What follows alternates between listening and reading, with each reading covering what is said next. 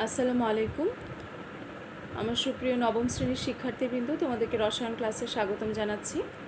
আমাদের আজকের আলোচনার বিষয়বস্তু পর্যায় সারণী, চতুর্থ অধ্যায়। 2016 সাল পর্যন্ত পৃথিবীতে মোট 118টি মৌলিক পদার্থ আবিষ্কৃত হয়েছিল। রসায়ন অধ্যয়ন এবং গবেষণার জন্য সব কয়টি মৌলের ভৌত এবং রাসায়নিক ধর্ম সম্পর্কে ধারণা থাকা প্রয়োজন। মৌলিক পদার্থগুলোর মধ্যে কিছু মৌলিক পদার্থ একই ধর্ম প্রদর্শন করে। যে সকল মৌলিক পদার্থ একই ধর্ম প্রদর্শন করে তাদেরকে একই গ্রুপে রেখে সমগ্র মৌলিক পদার্থের জন্য একটা ছক তৈরি করার চেষ্টা দীর্ঘদিন ধরেই চলে আসছিল। কয়েক শত বছর ধরে পৃথিবীর বিজ্ঞানীদের বিভিন্ন প্রচেষ্টা এবং অনেক পরিবর্তন এবং পরিবর্ধনের মাধ্যম ফলে আমরা মৌলগুলিকে সাজানোর এই ছকটি পেয়েছি, যেটা পর্যায় সারণী বা পিরিয়ডিক টেবিল নামে পরিচিত। এই পর্যায় সারণী রসায়নের জগতের বিজ্ঞানীদের এক অসামান্য অবদান, এবং এই পর্যায় সারণীতে এখন পর্যন্ত আবিষ্কৃত 118টি মৌলকে স্থান দেওয়া রয়েছে এবং এখনও বিভিন্ন মৌলিক পদার্থের আবিষ্কার অব্যাহত রয়েছে। আমরা এই মৌলিক পদার্থের ধর্ম থেকে শুরু করে সব কিছু নিয়ে এই পর্যায় সারণীতে আলোচনা করব।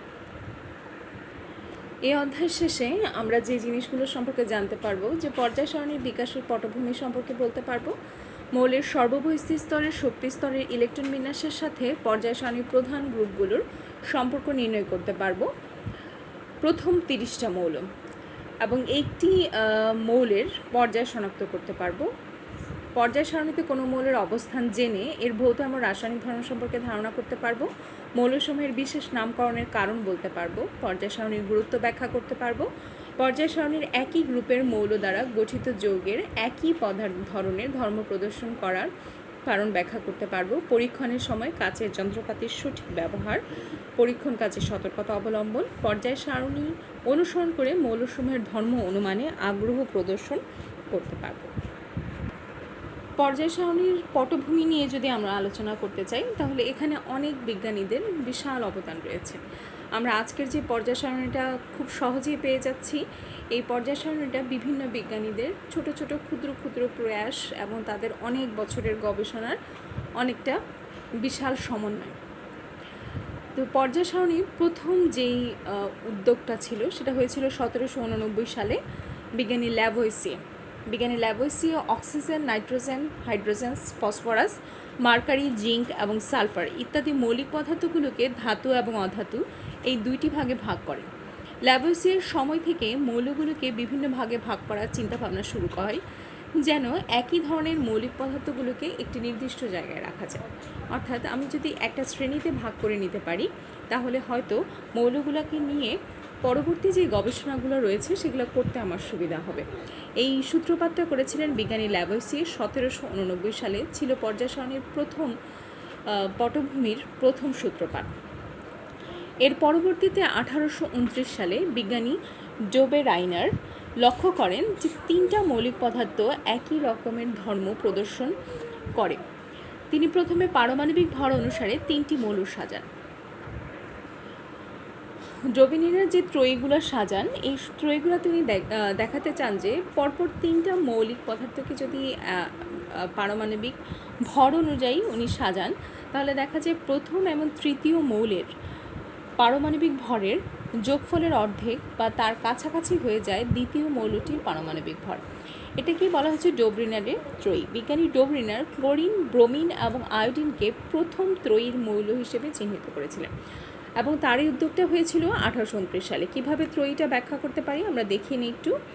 ডোবেরাইনার যেই ত্রয়ী সূত্রটা দিয়েছিলেন, ত্রয়ী সূত্রতে উনি বলেছিলেন ক্লোরিন, ব্রোমিন, আয়োডিন বা যে কোনো ধরনের মৌলিক পদার্থকে যদি একটা ত্রয়ীতে সাজানো হয়, পরপর 3টি মৌলিক পদার্থকে পাশাপাশি রাখা হয়, সেক্ষেত্রে দেখা যায় প্রথম মৌলিক পদার্থ এবং তৃতীয় মৌলিক পদার্থে যে পারমাণবিক ভর আছে এই দুটোকে যোগ করে যদি আমি গড় নেই, তাহলেই আমি দ্বিতীয় যে মৌলিক পদার্থটি রয়েছে তার পারমাণবিক ভরের মানটা পাবো।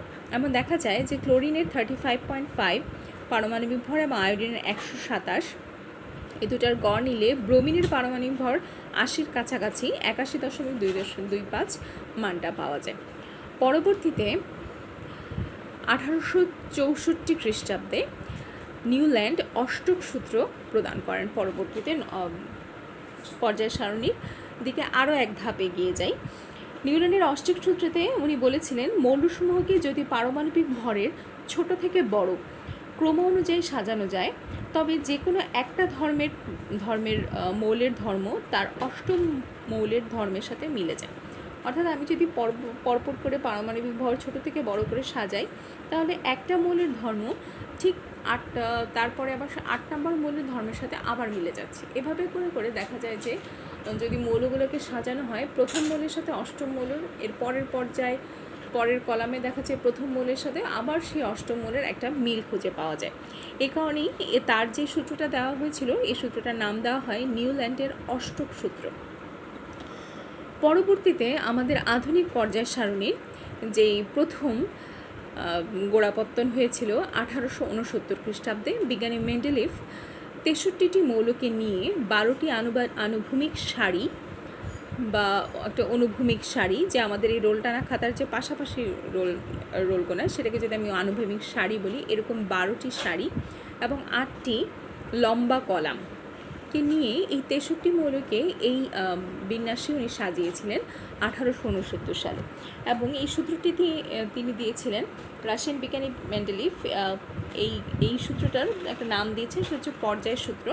এবং এই সূত্রটার নাম দিয়ে সূত্রটা তিনি বলেন যে মৌলসমূহের ভৌত এবং রাসায়নিক ধর্মাবলী তাদের পারমাণবিক ভর বৃদ্ধির সাথে পর্যায়ক্রমে আবর্তিত হতে থাকে। মেন্ডেলিফের এই পর্যায় সারণীর একটা বিশেষ বৈশিষ্ট্য ছিল যে মেন্ডেলিফের এই পর্যায় সারণীতে তিনি কিছু মৌলিক পদার্থের অস্তিত্ব সম্পর্কে সঠিক ভবিষ্যদ্বাণী করতে পেরেছিলেন। এবং দেখা যায় যে তিনি কতগুলো মৌলের জন্য জায়গা ফাঁকা রেখেছিলেন এবং সেই ফাঁকা জায়গাগুলোতে পরবর্তীতে তার ভবিষ্যদ্বাণী অনুযায়ী সেই ধর্মের মৌল আবিষ্কৃত হয়েছে। এই হলো আমাদের আধুনিক পর্যায় সারণী।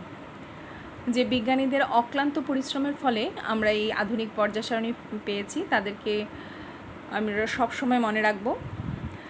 আমরা এখন পর্যায় সারণীর যদি পর্যায় এবং গ্রুপগুলো নিয়ে আলোচনা করি, যে আধুনিক পর্যায় সারণীটা রয়েছে, দেখো পর্যায় সারণীতে আমাদের এটা হলো 1 নম্বর পর্যায়, এরপর 2, 3, 4, 5, 6, 7 এরকম 7টা পর্যায় রয়েছে। এবং নিচে ল্যান্থানাইট সারির মৌল এবং অ্যাক্টিনাইট সারির মৌল নামে দুই ধরনের মৌলকে নিচে মূল পর্যায় সারণীর বাইরে নিচে একটা আলাদা স্থান দেওয়া হয়েছে। আমরা এই ব্যাখ্যাগুলো পড়ব। এবার গ্রুপের সংখ্যা যদি বা কলামের সংখ্যা যদি দেখি, আমাদের কলাম সংখ্যা হচ্ছে 1, 2, 3, 4, 5, 6, 7, 8, 9, 10, 11, 12, 13, 14, 15, 16, 17 এবং 18 নম্বর। তাহলে আধুনিক পর্যায় সারণীতে আমরা 7টা পর্যায় এবং 18টা কলাম পাচ্ছি। এবং এই পর্যায় সারণীতে যে মৌলগুলোর ছবি দেওয়া আছে, যে মৌলগুলোর বৈশিষ্ট্য দেওয়া আছে, সেখানে মৌলগুলোর পারমাণবিক সংখ্যা, পারমাণবিক ভর সংখ্যা, মৌলের প্রতীক, মৌলের নাম এবং তার পর্যায় সংখ্যা, এবং মাথার উপরে যেটা থাকছে সেটা হচ্ছে তার গ্রুপ সংখ্যা, এবং পাশে যেটা থাকছে সেটা হচ্ছে তার পর্যায় সংখ্যা। এভাবে আমরা পর্যায় সারণী থেকে প্রতিটা মৌলকে আইডেন্টিফাই করতে পারি। রাশিয়ান বিজ্ঞানী মেন্ডেলিফের যে পর্যায় সারণীটা আমরা পেয়েছি, সেই পর্যায় সারণীটা যে সম্পূর্ণ ত্রুটিমুক্ত ছিল তা নয়। পর্যায় সারণীতে কিছু ত্রুটি ছিল। পারমাণবিক ভর অনুযায়ী পর্যায় সারণীতে যে নিয়ম অনুযায়ী মৌলগুলোকে তিনি বসিয়েছিলেন, সেই নিয়ম অনুযায়ী যে পরমাণুর পারমাণবিক ভর কম, সেই পরমাণুর পর্যায় সারণীতে আগে বসবে, এবং যে পরমাণুর পারমাণবিক ভর বেশি, সেই পরমাণু পর্যায় সারণীতে পরে বসবে। কিন্তু দেখা যায় যে মেন্ডেলিফের পর্যায় সারণীতে আর্গনের পারমাণবিক ভর ছিল 40 এবং পটাশিয়ামের পারমাণবিক ভর 39 হওয়া সত্ত্বেও একই গ্রুপের মৌলসমূহের ধর্মের মিল করানোর জন্য আর্গনকে পটাশিয়ামের আগেই বসানো হয়েছিল। এরকম আরও অনেক ত্রুটি বিচ্যুতি দেখা যায় এই পর্যায় সারণীতে। পরবর্তীতে দেখা যায় 1913 সালে বিজ্ঞানী মোসলে পারমাণবিক ভরের পরিবর্তে পারমাণবিক সংখ্যা অনুযায়ী মৌলসমূহকে পর্যায় সারণীতে সাজানোর একটা চেষ্টা করেন। এবং মৌলসমূহকে নিয়ে আন্তর্জাতিকভাবে রসায়ন এবং ফলিত রসায়নের একটি সংস্থা রয়েছে, সেটা হলো international union of pure and applied chemistry, যা সংক্ষেপে IUPAC নামে পরিচিত। এখন পর্যন্ত 118টি মৌলিক পদার্থকে শনাক্ত করা হয়েছে এবং এই মৌলগুলোর প্রত্যেকটির বিভিন্ন ধরনের ধর্ম, এদের ক্রমবর্ধমান পরিবর্তন, এদের বিভিন্ন ধরনের গবেষণা সম্পর্কিত ধারণাগুলো এই সংস্থার মাধ্যমেই করা হয়ে থাকে। এবার আসো পর্যায় সারণীর বৈশিষ্ট্য বা ক্যারেক্টারিস্টিক্স অফ পিরিয়ডিক টেবিল সম্পর্কে যদি আমরা জানি। পর্যায় সারণীর বৈশিষ্ট্য বলতে পর্যায় সারণীর পর্যায়গুলোকে আমরা কিভাবে চিনব, কলামগুলোকে আমরা কিভাবে চিনব, কোন অংশগুলোকে আমরা পর্যায় বলছি, কোনগুলোকে কলাম বলছি, কোন পর্যায়ে কোন কলামে কয়টি করে মৌল আছে, এই সম্পর্কিত একটি ধারণাই এখানে দেওয়া হয়েছে। তোমরা এই অংশটা খুব ভালোভাবে পড়ে নিবে এবং আধুনিক পর্যায় সারণীর সাথে এই অংশগুলোকে মিলিয়ে দেখবে সবগুলো একদম ওতপ্রোতভাবে মিলে যাচ্ছে। এবং বারবার এই জিনিসটা যখন তুমি বারবার পড়বে এবং পর্যায় সারণী যদি তোমার পড়ার টেবিলে একদম সামনে থাকে, তখন দেখবে আস্তে আস্তে আজকে নবম শ্রেণী, দশম শ্রেণী যেতে যেতে পর্যায় সারণী তোমার কাছে অনেক পরিচিত হয়ে যাবে এবং প্রায় অনেক মৌলের নাম তুমি এবং পারমাণবিক সংখ্যা তুমি এমনিই বলতে পারবে। তখন আজকে হয়তো অনেক বেশি নতুন লাগছে, কিছুটা কঠিন মনে হচ্ছে, কিন্তু দেখা যাবে প্রতিদিনের একটু চর্চার ফলে তোমার এই জিনিসটা এতটা আর কঠিন লাগবে না। এরপর আসো, যদি পর্যায় মৌলগুলোকে ধর্মের ভিত্তিতে বিবেচনা করে সাজানো হয়, তাহলে নিচের কিছু বৈশিষ্ট্য লক্ষ্য করা যায় যে একই পর্যায়ের বাম থেকে ডানের দিকে গেলে মৌলসমূহের ধর্মগুলো দেখা যায় ক্রমান্বয়ে পরিণত হচ্ছে, পরিবর্তন হয়। একই গ্রুপের মধ্যে মৌলগুলোর ভৌত এবং রাসায়নিক ধর্ম প্রায় একই রকম হয়ে থাকে। এবার আসো পর্যায় সারণীর কিছু ব্যতিক্রম নিয়ে যদি আলোচনা করি। পর্যায় সারণীতে অনেকগুলো ব্যতিক্রম রয়েছে, আমরা শুরুতেই বলে নিয়েছিলাম ত্রুটি রয়েছে আমাদের পর্যায় সারণীতে অনেক, তবে এই ত্রুটিগুলো এখন পর্যন্ত সংশোধন করা সম্ভব হয়নি। যেমন হাইড্রোজেনের অবস্থান, প্রথম পর্যায়ের প্রথম গ্রুপের প্রথম মৌলটি হচ্ছে হাইড্রোজেন। হাইড্রোজেন একটা অধাতু, কিন্তু পর্যায় সারণীতে হাইড্রোজেনকে যেই গ্রুপে স্থান দেওয়া হয়েছে সেই গ্রুপে হাইড্রোজেনের নিচে সবগুলো মৌলই হচ্ছে তীব্র তড়িৎ ধনাত্মক মৌল এবং ক্ষার ধাতু। অপরদিকে হাইড্রোজেন হচ্ছে অধাতু এবং তাকে যে গ্রুপে স্থান দেওয়া হয়েছে এগুলো সবগুলোই হচ্ছে ক্ষার ধাতুর গ্রুপ। ক্ষার ধাতু সবগুলো মৌল এবং প্রত্যেকের শক্তি স্তরে একটি প্রধান শক্তি স্তরে বাইরে একটি করে ইলেকট্রন রয়েছে, যারা খুব সহজেই ত্যাগ করে দিয়ে ধাতুর ধর্ম প্রদর্শন করতে পারে। কিন্তু দেখা যায় হাইড্রোজেনের ধর্ম আমাদের গ্রুপ 18 এবং গ্রুপ 1 এই দুই ধরনের গ্রুপের সাথেই হাইড্রোজেনের ধর্মটা প্রায় মিলে যায়। এ কারণে হাইড্রোজেনকে 18 নম্বর গ্রুপেও স্থান দেওয়া যায়নি এবং 1 নম্বর গ্রুপেও তাকে স্থান দেওয়া যায়। আমি যেখানেই তাকে হাইড্রোজেনকে অবস্থান দিতাম, অর্থাৎ মানে হচ্ছে পর্যায় সারণীতে যদি হাইড্রোজেনকে আমি 18 নম্বর গ্রুপেও স্থান দেওয়া হতো তাও বিতর্ক থাকতো, এবং 1 নম্বর অবস্থানে স্থান দেওয়া হয়েছে সেক্ষেত্রেও বিতর্ক, অর্থাৎ হাইড্রোজেনের অবস্থানটা আজ অবধি বিতর্কিত রয়েছে, কারণ দুটি গ্রুপের বিশেষ কিছু ধর্ম হাইড্রোজেনের মধ্যে রয়েছে। এবার আসো হিলিয়ামের অবস্থান নিয়ে। হিলিয়ামের ইলেকট্রন বিন্যাস হচ্ছে 1s2। হিলিয়ামের পারমাণবিক সংখ্যা 2। হিলিয়ামের ইলেকট্রন বিন্যাস অনুসারে একে গ্রুপ 2তে স্থান দেওয়ার কথা ছিল, কিন্তু গ্রুপ 2তে আমাদের যে মৌলগুলোকে স্থান দেওয়া হয়েছে সেগুলো হচ্ছে তীব্র তড়িৎ ঋণাত্মক এবং এদেরকে মৃৎ ক্ষার ধাতু বলা হয়। অপরদিকে হিলিয়ামের ধর্ম হচ্ছে, হিলিয়াম তো ধাতু ছিলই না, সেটা ছিল একটা গ্যাস এবং এটা নিষ্ক্রিয় গ্যাস। এ কারণে অন্যান্য সব নিষ্ক্রিয় গ্যাসের সাথে হিলিয়ামকে স্থান দিতে হয়েছে গ্রুপ 18তে। কিন্তু পারমাণবিক সংখ্যা গ্রুপ বের করা বা পর্যায় বের করার নিয়ম অনুযায়ী যদি আমি দেখতে চাই, তাহলে হিলিয়ামের স্থান হওয়ার কথা ছিল গ্রুপ 2তে, কিন্তু হিলিয়ামকে স্থান দেওয়া হয়েছে গ্রুপ 18তে তার বৈশিষ্ট্যের কারণে। পর্যায় সারণীতে আরেকটা বড় ত্রুটি হলো ল্যান্থানের সারি এবং অ্যাক্টিনের সারির মৌলসমূহ। তোমাদেরকে আমি পর্যায় সারণীর যে চিত্রটা দেখালাম সেখানে আমি প্রথমেই দেখিয়েছিলাম যে মূল পর্যায় সারণীর নিচে দুইটা সারি রয়েছে, একটা হচ্ছে ল্যান্থানের সারি, আরেকটাকে বলা হয় অ্যাক্টিনের সারি। পর্যায় সারণীর ল্যান্থানের সারির মৌলগুলো ছিল 6 নম্বর পর্যায়ের এবং 3 নম্বর গ্রুপে অবস্থিত। অ্যাক্টিনের সারির মৌলগুলো 7 নম্বর পর্যায়ে এবং 3 নম্বর গ্রুপে ছিল। এবং মূল পর্যায় সারণীতে ল্যান্থানের সারির একটি মৌলকে এবং অ্যাক্টিনের সারির একটি মৌলকে স্থান দেওয়া হয়েছে, এবং এই গ্রুপের বাকি আরও 14টি মৌলকে পর্যায় সারণীর নিচে স্থান দেওয়া হয়েছে। অর্থাৎ এর ফলে এই অবস্থানগুলোতে ল্যান্থানের সারি এবং অ্যাক্টিনের সারি মৌলগুলোকে যদি আমি 14টা করে বসানো হতো, তাহলে পর্যায় সারণীর মূল যে কাঠামোটা 12টা পর্যায়ে 7টা পর্যায় এবং 18টা গ্রুপের যে পর্যায় সারণীর একটা সুন্দর কাঠামো আমরা দেখতে পাচ্ছি, এই কাঠামোটা নষ্ট হয়ে যেত যতই মূল কাঠামোতে আমি এই 14টা মৌলকে বসানোর চেষ্টা করা হতো। অনেকটা পর্যায় সারণীর সৌন্দর্যটাকে রক্ষা করার জন্যই ল্যান্থানের সারি এবং অ্যাক্টিনের সারিকে মৌলগুলোকে পর্যায় সারণীর নিচে আলাদা করে স্থান দেওয়া হয়েছে। অনেকটা ক্লাস ক্যাপ্টেনের মতো, যে ক্লাস ক্যাপ্টেনরা আমাদের অডিটোরিয়ামে অনুষ্ঠান দেখতে বসতে পেরেছে, কিন্তু তাদের সাথে যারা ছিল ক্লাসের অন্যান্য স্টুডেন্টদেরকে একটু পিছনে বসতে হয়েছে, পিছনে বসে অনুষ্ঠান উপভোগ করতে হয়েছে, অনেকটা এরকম। পর্যায় সারণীর সৌন্দর্যের স্বার্থেই এই জিনিসটা করা হয়েছে। এবার আসো বিভিন্ন গ্রুপে উপস্থিত যে মৌলগুলো রয়েছে তাদের কতগুলো বিশেষ বিশেষ নাম রয়েছে, আমরা সেই নামগুলো একটু জানবো। পর্যায় সারণীর 1 নম্বর গ্রুপে 7টা মৌল রয়েছে: lithium, sodium, potassium, rubidium, caesium এবং ফ্রান্সিয়াম। এদেরকে বলা হয় ক্ষার ধাতু। কেন ক্ষার ধাতু বলা হয়? কারণ পানিতে দ্রবীভূত হয়ে তারা খুব সহজেই হাইড্রোজেন গ্যাস এবং ক্ষার তৈরি করে, এ কারণেই তাদেরকে অ্যালকালি মেটালস বা ক্ষার ধাতু বলা হয়।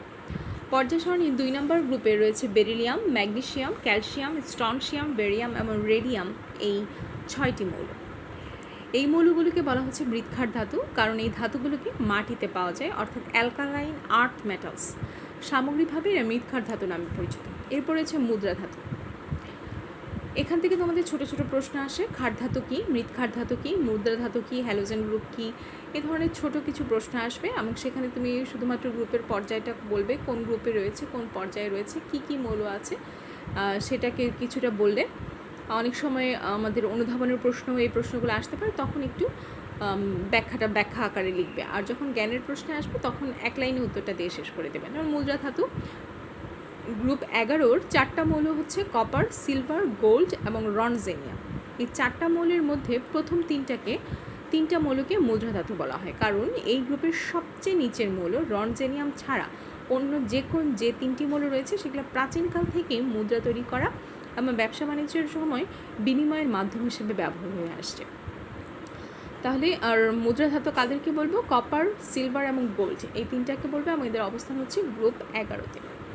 এরপর আসো হ্যালোজেন গ্রুপ। হ্যালোজেন গ্রুপ হচ্ছে গ্রুপ 17 নম্বর গ্রুপে। ফ্লোরিন, ক্লোরিন, ব্রোমিন, আয়োডিনকে হ্যালোজেন গ্রুপ হিসেবে প্রকাশ করা হয়ে থাকে। এদেরকে সাধারণ সংকেত দেখো এক্স দ্বারা প্রকাশ করা হয় হ্যালোজেনগুলোকে। এদেরকে সামুদ্রিক লবণ, এদের মূল উৎস হচ্ছে। 18 নম্বর গ্রুপে স্থান দেওয়া হচ্ছে নিষ্ক্রিয় গ্যাসগুলোকে। নিষ্ক্রিয় গ্যাস বা ইনার্ট গ্যাস, এর মধ্যে হিলিয়াম, নিয়ন, আর্গন, ক্রিপ্টন, জ্যানন, রেডন এবং ওগানেসিস। এই মৌলগুলোর সবচেয়ে বাহিরের মজার বিষয় হলো এদের সর্বপরিস্থিত স্তরগুলো এমনভাবে সাজানো থাকে যে এখানে আর ইলেকট্রনের ধারণ ক্ষমতা আর থাকে না, অর্থাৎ প্রতিটা অরবিটালে তাদের ইলেকট্রন বিন্যাসটা এরকম থাকে যে সর্বোচ্চ ইলেকট্রন ধারণ করা থাকে। অবস্থান্তর ধাতু। অবস্থান্তর হচ্ছে পর্যায় সারণীর গ্রুপ 3 থেকে 12 পর্যন্ত মৌলগুলোকে বলা হচ্ছে অবস্থান্তর ধাতু, এবং এদের কিছু বিশেষ বৈশিষ্ট্য আছে, যেমন এরা যে যৌগগুলো গঠন করে সেই যৌগগুলো রঙিন হয় এবং অবস্থান্তর ধাতুগুলো প্রভাবক হিসেবে কাজ করে। গ্রুপ 10-এর মৌল নিকেল হচ্ছে একটা অবস্থান্তর মৌল এবং বিভিন্ন জৈব বিক্রিয়ার প্রভাবক হিসেবে কাজ করে। এখানে দেখো অনুশীলনীতে কিছু প্রশ্ন রয়েছে। ক্যালসিয়ামকে মৃৎক্ষার ধাতু কেন বলা হচ্ছে, এটার ব্যাখ্যা দেওয়া আছে। হিলিয়ামকে কেন নিষ্ক্রিয় গ্যাস বলা হচ্ছে, এটার ব্যাখ্যা দেওয়া হচ্ছে। আমরা এতক্ষণ যেই মৌলগুলোর নাম পড়লাম, এখান থেকেও বিভিন্ন ধরনের প্রশ্ন আসতে পারে। এই দুটো হচ্ছে স্যাম্পল প্রশ্ন হিসেবে আছে, এই ধরনের ছোট প্রশ্ন অনুধাবনে বা জ্ঞানের জন্য আসতে পারে। এরপর আমরা যেটা পড়বো পর্যায় সারণীর সুবিধা, যে আমাদের এই পর্যায় সারণীটা হওয়ার কারণে কি কি সুবিধা হয়েছে। দেখো, পর্যায় সারণীটা হওয়ার কারণে আমাদের রসায়ন পাঠটা অনেক বেশি সহজ হয়ে গেছে, কারণ আমার 118টা মৌলের যদি প্রত্যেকটার আলাদা আলাদা করে ধর্ম থাকতো, তাহলে এখানে একটা ক্যালকুলেশন দেওয়া হয়েছে যে প্রত্যেকটা মৌলের ভৌত এবং রাসায়নিক ধর্ম যদি কম করে ধরা হয়, 4টা করে থাকে, তাহলে 118টা মৌলের জন্য 944টা ধর্ম বা বৈশিষ্ট্য লক্ষ্য করা যায়। এই সবগুলো বৈশিষ্ট্য একসাথে মনে রেখে গবেষণার কাজগুলোকে সামনের দিকে আগানোটা অনেকটা অসম্ভব ব্যাপার ছিল। ফলে দেখা যায় পর্যায় সারণীতে যখন একই পর্যায়ে একই গ্রুপে আমি তাদের ধর্মগুলোকে সম্পর্কে জানতে পারবো, তখন দেখা যাবে একই পর্যায়ের প্রথম মৌলটা দেখিয়ে আমি প্রথম মৌলটার যে ধর্মটা থাকবে আমি বুঝে নিব যে এই পর্যায়ের বাকি মৌলগুলোর ধর্মগুলো ক্রমবর্ধমান হারে বাড়বে, না হয় কমবে। গ্রুপেও ঠিক একই ধরনের। ফলে দেখা যাবে তাদের বৈশিষ্ট্য সম্পর্কে আমি 18টা গ্রুপের 18টা বৈশিষ্ট্য সম্পর্কে বা 7টা পর্যায়ের 7টা বৈশিষ্ট্য নিয়েই মোটামুটি আমি সম্পূর্ণ পর্যায় সারণীর একটা ধারণা নিতে পারি। আমার প্রত্যেকটা মৌলের জন্য আলাদা করে বৈশিষ্ট্য পড়তে হচ্ছে না। এতে দেখা যায় আমার রসায়ন পাঠটা অনেক বেশি সহজ হয়ে যায়। নতুন মৌলের আবিষ্কারে যদি বলা হয় যে কিছুদিন আগেও 7টা পর্যায়ে আর 18টা গ্রুপ নিয়ে গঠিত পর্যায় সারণীতে অনেকগুলো ফাঁকা ঘর ছিল। এই মৌলগুলো আবিষ্কার হবার আগেই ওখানে ফাঁকা ঘর রাখা হয়েছিল পর্যায় সারণীর সৌন্দর্য রক্ষার ক্ষেত্রে, কিন্তু পরবর্তীতে ঠিকই ওই জায়গাগুলোতে ধর্ম অনুযায়ী মৌল স্থান দেওয়া হয়। যেটা আমি একদম ক্লাসের শুরুতে বলেছিলাম যে মেন্ডেলিফের পর্যায় সারণীতে যে 63টা মৌলকে নিয়ে উনি আলোচনা শুরু করেছিলেন, সেই ওখানেও কিন্তু তিনি ভবিষ্যৎবাণী করেছিলেন আরও কিছু মৌলের। তারপর গবেষণার ক্ষেত্রে তো পর্যায় সারণীর অসামান্য অবদান রয়েছে। কোনো বিজ্ঞানী যদি একটা বিশেষ প্রয়োজনের জন্য কোনো একটা নতুন পদার্থ আবিষ্কার করতে চাইছেন, তাহলে আগেই তাকে ধারণা করতে হবে যে নতুন পদার্থটি যেটা নিয়ে উনি গবেষণা করতে চাচ্ছেন সেই পদার্থটার ধর্মটা কেমন হবে, সেই সকল ধর্মবিশিষ্ট আর কোনো পদার্থ আছে কি না, বিভিন্ন ধরনের জ্ঞান, মানে আমার গবেষণার পরবর্তী ধাপটা কি হবে সেটা আমি খুব সহজেই পর্যায় সারণী দেখে পর্যায় সারণী থেকে ধারণা নিয়ে আমি পরবর্তী গবেষণার ধাপটা নির্ধারণ করতে পারবো। এবার আসো পর্যায় সারণীর একই গ্রুপের মৌলগুলোর দ্বারা গঠিত বিভিন্ন যৌগের বিক্রিয়া। যেমন আমরা 17 নম্বর গ্রুপের আমাদের ফ্লোরিন, ক্লোরিন, ব্রোমিন, আয়োডিন ইত্যাদি গ্যাস যদি হাইড্রোজেনের সাথে বিক্রিয়া করে, এখানে দেখো এই বিক্রিয়াটা খুবই ইম্পর্টেন্ট এ কারণে যে হাইড্রোজেনগুলো প্রতিটা বিক্রিয়া হাইড্রোজেনগুলো গ্যাস অবস্থায় রয়েছে, এবং ফ্লোরিন, ক্লোরিন, ব্রোমিন এবং আয়োডিন 17 নম্বর গ্রুপের হ্যালোজেনগুলো প্রত্যেকটা গ্যাসীয় অবস্থায় রয়েছে, এবং এদের বিক্রিয়ার ফলে হাইড্রোজেন ফ্লোরাইডের gas, hydrogen chloride gas, hydrogen bromide gas এবং হাইড্রোজেন আয়োডাইড গ্যাস তৈরি হচ্ছে। এবং এই গ্যাসগুলোকে যদি পানিতে দ্রবীভূত করা হয় তখন হাইড্রো আয়োডিক বা হাইড্রো হ্যালাইড অ্যাসিড তৈরি হয়। এবার খেয়াল করো, এই যে গ্যাসগুলো তৈরি হয়েছে সেই গ্যাসগুলোকেই যদি আমি পানিতে দ্রবীভূত করি তখন একই জিনিস তৈরি হচ্ছে, কিন্তু এবার আর গ্যাস অবস্থায় নেই, এবার চলে আসছে অ্যাকোয়াস অবস্থা বা জলীয় দ্রবণ, যেটা এবং হাইড্রোজেনের উপস্থিতির কারণে এদেরকে আমরা তখন অ্যাসিড হিসেবে চিনব, অর্থাৎ হাইড্রোফ্লোরিক অ্যাসিড, এটা হচ্ছে হাইড্রোক্লোরিক অ্যাসিড, হাইড্রোব্রোমিক অ্যাসিড এবং হাইড্রো আয়োডিক অ্যাসিড। এই অ্যাসিডগুলোর পরবর্তীতে দেখা যায় এই অ্যাসিডগুলোকে যদি আমি কোনো কার্বনেট লবণের সাথে বিক্রিয়া করানো হয় সেক্ষেত্রে কার্বন ডাইঅক্সাইড গ্যাস উৎপন্ন হয়। দেখো, ক্যালসিয়াম কার্বনেটের সাথে যখন হাইড্রোজেন ফ্লোরাইড অ্যাকোয়াস অবস্থায় বিক্রিয়া করছে তখন ক্যালসিয়াম ফ্লোরাইড তৈরি হচ্ছে, আমার সাথে কার্বন ডাইঅক্সাইড এবং পানি। ক্যালসিয়াম কার্বনের সাথে যখন আবার হাইড্রোক্লোরিক অ্যাসিডের বিক্রিয়া হচ্ছে ঠিক তেমনিভাবে তৈরি হচ্ছে ক্যালসিয়াম ক্লোরাইড, কার্বন ডাইঅক্সাইড এবং পানি। ম্যাগনেসিয়াম কার্বনেটের সাথে হাইড্রোক্লোরিক অ্যাসিডের বিক্রিয়া, ক্যালসিয়াম কার্বনেটের সাথে হাইড্রোক্লোরিক অ্যাসিড বিক্রিয়াগুলোতে দেখা যায় খুব সহজেই কার্বন ডাইঅক্সাইড গ্যাসটা তৈরি হয়, এবং চুনা পাথরের সাথে যখন হাইড্রোক্লোরিক অ্যাসিডের বিক্রিয়া হয় তখন কার্বন ডাইঅক্সাইড গ্যাসের সৃষ্টি হয়। আমরা দেখা যায় পর্যায় সারণীর একই গ্রুপের মৌলগুলো দিয়ে আমরা বিভিন্ন ধরনের যৌগের বিক্রিয়াগুলো দেখলাম। আমরা আজকে পর্যায় সারণীর মূল যে আলোচনাটা ছিল সেখানে আমরা কিছু আলোচনা আজকে শেষ করলাম, আমার আরও কিছু আলোচনা রয়েছে, এই আলোচনাগুলো আমরা পরবর্তী ক্লাসগুলোতে আলোচনা করব। ধন্যবাদ সবাইকে ক্লাসের সাথে থাকার জন্য, আশা করি সবাই ভালো থাকবে, সুস্থ থাকবে। আসসালামু আলাইকুম।